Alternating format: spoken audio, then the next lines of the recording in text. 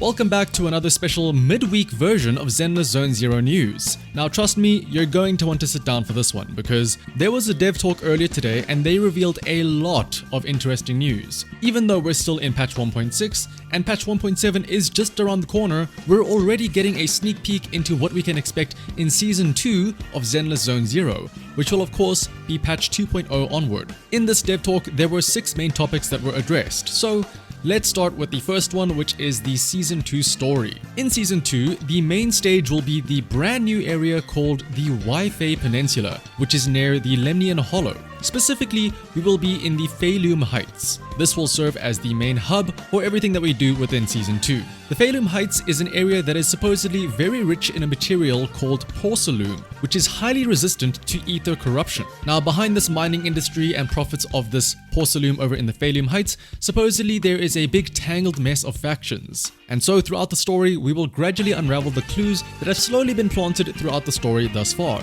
For example, we're going to find out what Sarah's true plans are behind the sacrifice and the bringer incidents, and we'll also understand the mystery of the Exaltus and maybe even uncover the truth behind the fall of the old capital. Not only that though, but in the Season 2 story, Phaethon will encounter agents from various factions. Most notably though is Yi Xuan, the current leader of the Yunkui summit, who might I add looks a lot like Anby, especially with the color scheme and everything, the white hair, the gold and yellow clothes. Kinda makes you think, doesn't it? But anyway though, Yi Xuan is going to play a key role in Season 2 of the story, especially since Phaethon will become a disciple of the Yunkui summit as well. That's right, we're going through a training arc in Season 2, and doing so in a place that has minerals known for being resistant to ether corruption. Maybe this is setting the siblings up for actual combat. Who knows? But it's not only Yi Xuan from the Yunkui summit who will be guiding us and providing support in the hollows, but the rest of Obol squad too. We can expect to see them making an appearance at some point in time. But most importantly, the thing a lot of people have been waiting for is that the idol faction, the Angels of Delusion, will finally be making an appearance in Season 2. Now, we don't know for sure when exactly. It could be right at the start or it could be right at the end. But we know for sure that they are going to be coming, and that's that. On April 13th, there will be a teaser trailer showing off more information about Season 2 as well as these various factions, so keep an eye out for that. The next question was, what is so special about Season 2? And the TLDR for this is that the devs really prioritized the optimization of experiencing the story in Season 2. Firstly, the map design has been changed so that the residential areas and combat zones will now be integrated, providing a more seamless experience between the two instead of just loading into a hollow, doing combat and then teleporting back to a random shop on 6th Street or something like that. Also, the new area, Feilum Heights, is going to be a much larger area than anything we've had before, with the possibility for further expansion too down the line.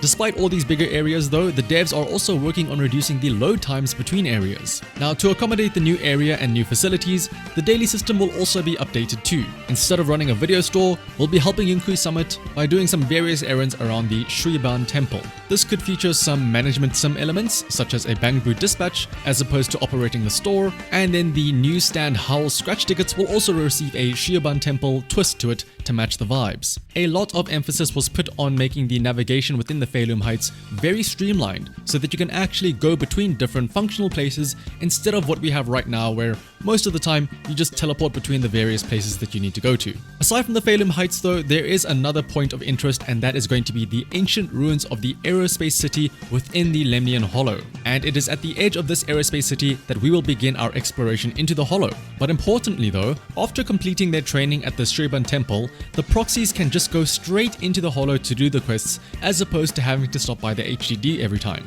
So travel between the Feilum Heights and the aerospace city can be done instantaneously. And an interesting quote from the dev talk was that the craft that the proxies learn will also be of help in the Hollow exploration. Now, what exactly that craft is, no one knows for sure, but considering that the Yunkui Summit is seemingly a martial arts type of faction, I think we might see some hands being thrown by the proxies. Next up though was the talk about other improvements in the game. The first of which is that when you do need to fast travel, the travel menu has received a nice UI overhaul. So instead of a slider, it will now be a larger map format, letting you navigate the world more easily, which, can I say, that's great. I can't count the number of times that I'm trying to slide through the slider and I can't find the place I'm looking for, and I guarantee you every time I always go the wrong way as well. Next is an improvement with regards to the special episodes and Phaethon's stories, since they are quite independent from each other. Think for example the 1.1, 1.3 and 1.5 story with the Jane and Seth one, Yanagi story, or the Astra story. Future special episodes will now be more integrated with the mainline story of Phaethon, which I think is a good thing. Again, using the Jane and Seth example, since we were barely involved in that story ourselves, we never really have a reason to have Jane appear again in the main story, since technically speaking, we hardly know her. It's expected that now, future updates will have Phaethon be involved more, and thus forming stronger bonds between them and the agents involved in that special story. They also mentioned the preparation of the Xbox release of Zenless Zone Zero, which if you weren't aware of, there will be a live stream this Friday going into more details about that. The next topic was about combat system adjustments, which I think is going to be very important for most of the player base, since the combat is really what draws quite a lot of people to the game. Firstly, they acknowledge that anyone who isn't a main DPS kinda gets sidelined within the team selection. For example, the Solo Miyabi show. So for non-DPS characters in Season 2, the functionality and performance of these characters will supposedly be enhanced. So maybe this means that there will be better supports in Season 2, or at least supports that feel more fun to play as. For example, Trigger and Pulchra and their Aftershock mechanic are a brief glimpse into this design aspect, where even while they are off-field, they are still attacking while off-field, so that visually they at least feel a lot more involved than some other characters. Another interesting option that was suggested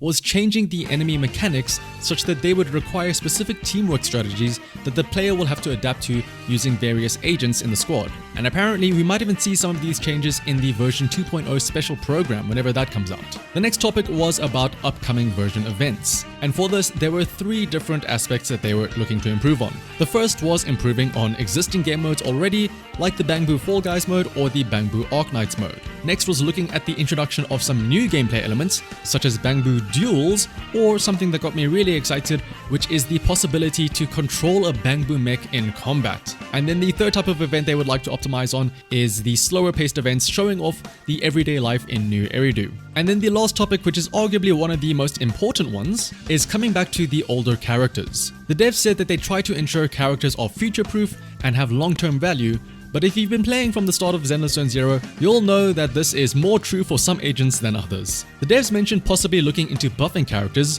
not by simply just increasing damage numbers, but instead by changing up certain skills and effects within their kits.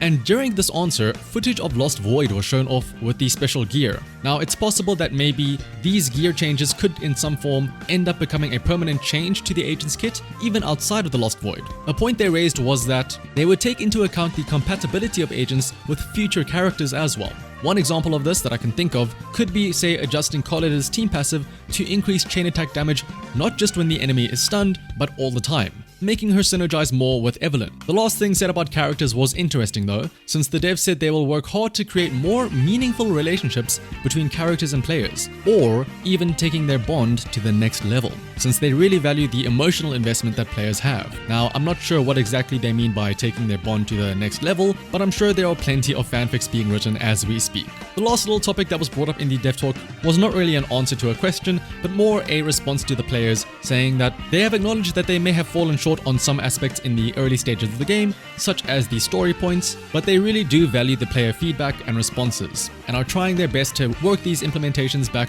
to answer the feedback from the player base. All that being said though, I'm curious to hear what you all think about Season 2. I'm sure there are plenty of you that are excited about the idols, and don't worry, as am I. In terms of the story though, if you know me, you probably know what I'm about to say, but I'm hoping we don't stray too far from the urban core aspect of the game, but I guess we'll just have to wait and see, right? Otherwise though, thank you all for watching, and as a reminder, although we are getting hyped for Season 2 already, there is still the 1.7 livestream that we can expect to see this Friday though. So until then, bye bye!